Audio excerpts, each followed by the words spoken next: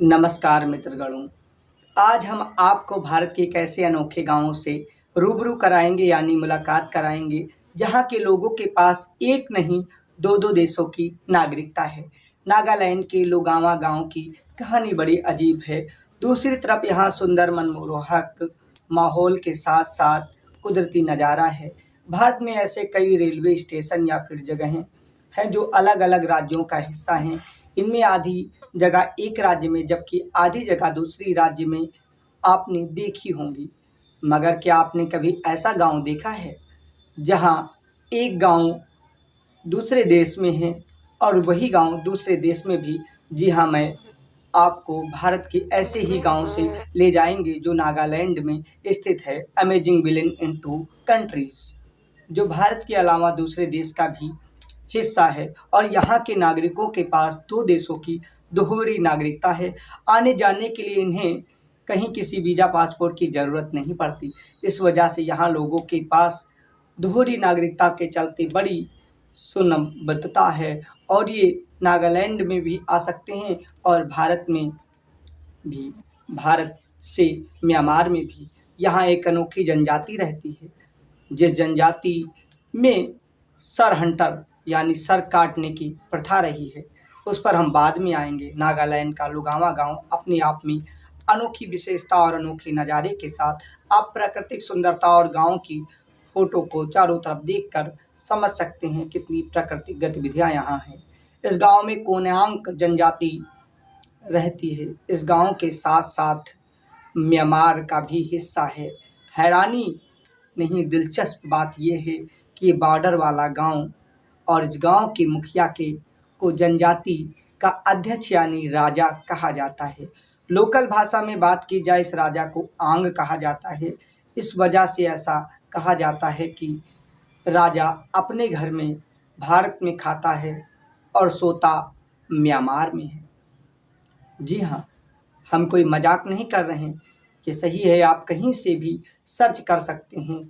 यहाँ के राजा को आंग कहते हैं। ये भारत के अंदर अपने गांव के अलावा म्यांमार, नागालैंड और अरुणाचल प्रदेश के 100 गांव का मुखिया है।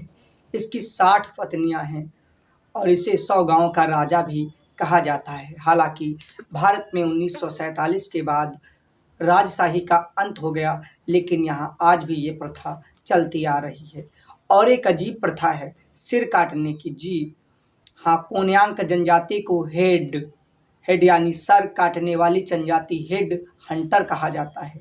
हेड हंटर वो प्रक्रिया है जिसके तहत ये जनजाति के लोग एक दूसरे का सिर कलम करके साथ ले जाते हैं और अपने घरों में सजा लेते हैं। ठीक उसी तरीके से जिस तरीके से हम सुंदर सुंदर जेवर आभूषण और सजीव जीव सजाने वाली चीज़ें। लेकिन 1960 में यहाँ पर ईसाई धर्मांतरण के बाद धीरे धीरे ये प्रथा खत्म हो गई और इस गांव में 700 घर हैं। इस गांव की जनजाति की आबादी अलग अलग दूसरी जनजातियों की तुलना में बहुत ज़्यादा है। गांव के लोग आसानी से एक दूसरे को मिलकर प्रेम से रहते हैं और एक दूसरे देश से में घूमते फिरते हैं। इन्हें रोकने वाला कोई नहीं है।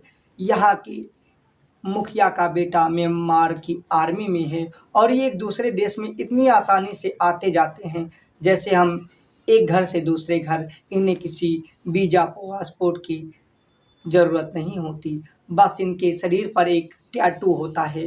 कोनांग चेहरे और शरीर के भागों में टैटू बनाते हैं जिससे वो आसानी से एक दूसरी जनजाति से अपनी पहचान अलग कर सके। टैटू की पहचान में हैंडराइटिंग उनकी मान्यताओं के अहम चिन्ह के साथ हिस्सा होते हैं। राजा जनजाति का महान होता है और इसके बेटा म्यांमार आर्मी में भर्ती हैं। लोगों को दोनों देश में आने जाने के लिए स्वतंत्रता मिली हुई है। वीज़ा पासपोर्ट की कभी कोई ज़रूरत किसी को महसूस नहीं हुई। यहाँ लोगों की बोली जाने वाली भाषा नागमिस है, मतलब नागा और आसमी, नागा भाषा और आसमी भाषा का मिश्रण है। भारत के नागालैंड स्थित लोगांव गांव एक ऐसी मनमोहक झलक के साथ विशेषताओं को समेटे हुए है। यहाँ के लोग प्राकृतिक प्रेमी हैं। खेती कुदाल से करते हुए अपने आप को सुरक्षित बनाए हुए हैं। इनकी संस्कृतियाँ और अलग-अलग त्योहार भारत की एकता में दृढ़ संकल्प को निश्चित करती हैं। किसी ने कहा है, भारत में कोस-कोस पर बदले पानी, चार कोस में बदले बानी। यहाँ प्रतीत होता है छोटी-छोटी इलाके की अपनी छोटी-छोटी भाषाएँ हैं। मनमोहक दृश्य के साथ ये तथ्यपूर्ण स्टोरी आपके सामने थी। आप इसे रिसर्च करके भी समझ सकते हैं। अगर आपको हमारी ऐसी स्टोरी अच्छी लगी और अगर अच्छी आगे स्टोरी चाहिए तो आप इस चैनल को लाइक, शेयर, सब्सक्राइब अवश्य करें। यहाँ तक आने के लिए, चैनल को लाइक, शेयर, सब्सक्राइब करने के लिए दिल की गहराइयों से आपका बहुत-बहुत धन्यवाद। जय हिंद।